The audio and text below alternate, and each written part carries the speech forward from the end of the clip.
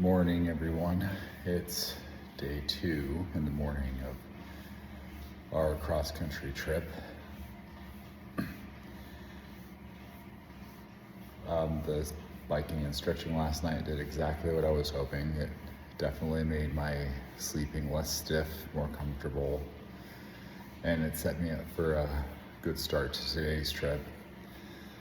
As usual, I'm starting today with indoor biking, as I've described several times.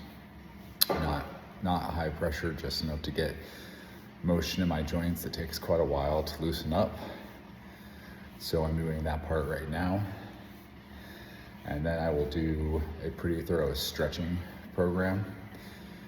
And I saw a question on a Facebook forum that seemed appropriate to talk about, which was, does yoga help with pain and arthritis?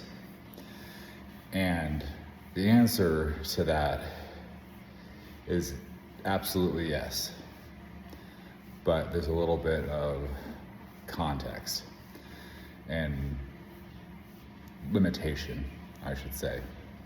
So yoga is essentially functional static stretching. You're getting into positions that you're holding for extended periods of time. When you do that kind of stuff, it engages all kinds of muscle fibers. It's like body weight training.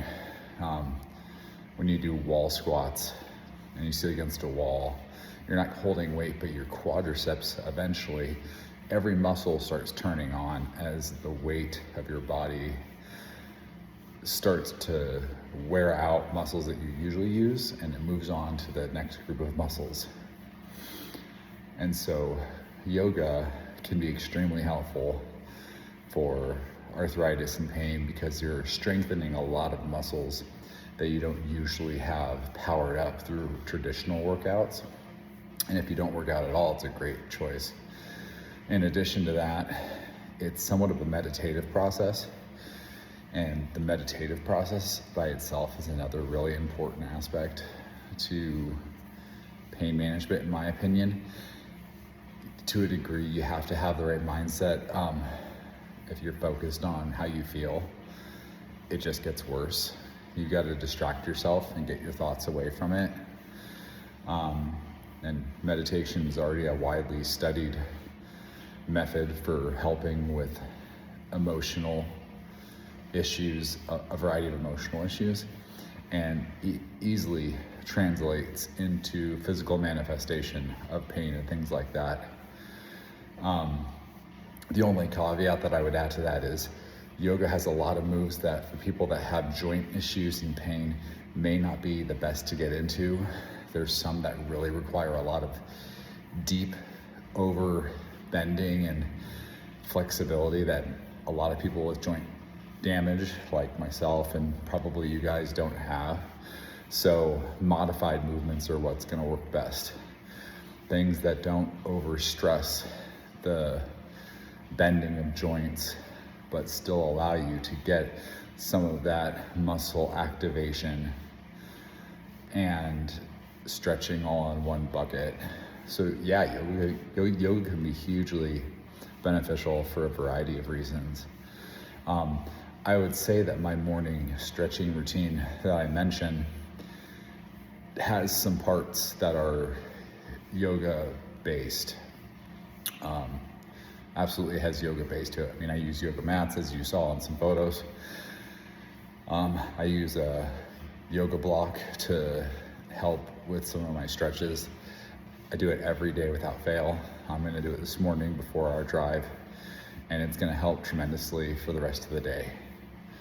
So I think people underestimate the benefit of exercise, but not the kind of exercise where you have to go and exert yourself, but just the body moving.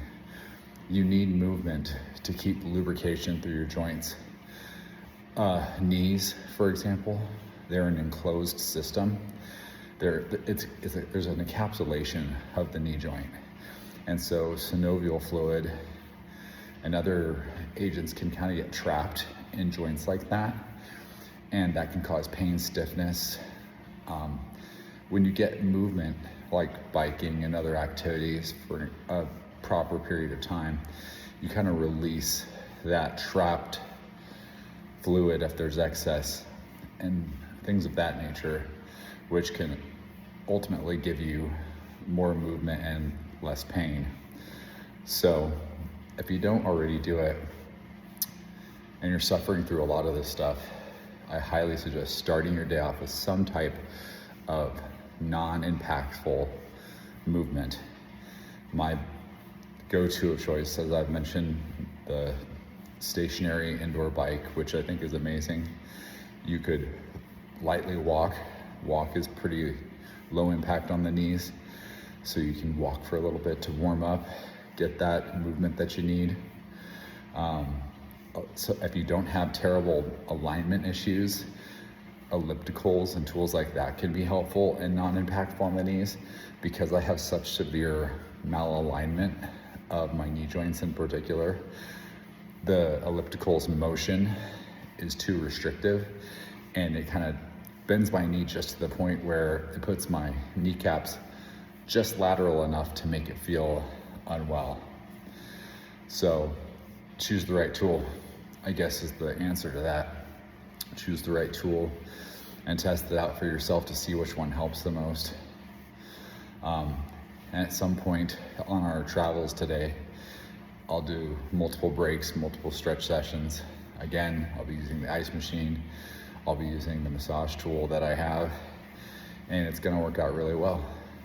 So I hope anyone considering a lot of travel, or if you travel for work, I hope these videos have been helpful. I've seen actually several questions online about this specific subject of trying to travel and not hurt, because sitting that long is really painful on the body. So stay in tune, see what else we're doing. I'll give a recap tonight of how today's travel went, and I'll also explain the end of it. And as our future videos progress, I'll get more into detail on some of the specifics of these categories of things that I do that have helped prevent me from being in a wheelchair at such an early age. So hope everyone's feeling good today, and we'll talk soon.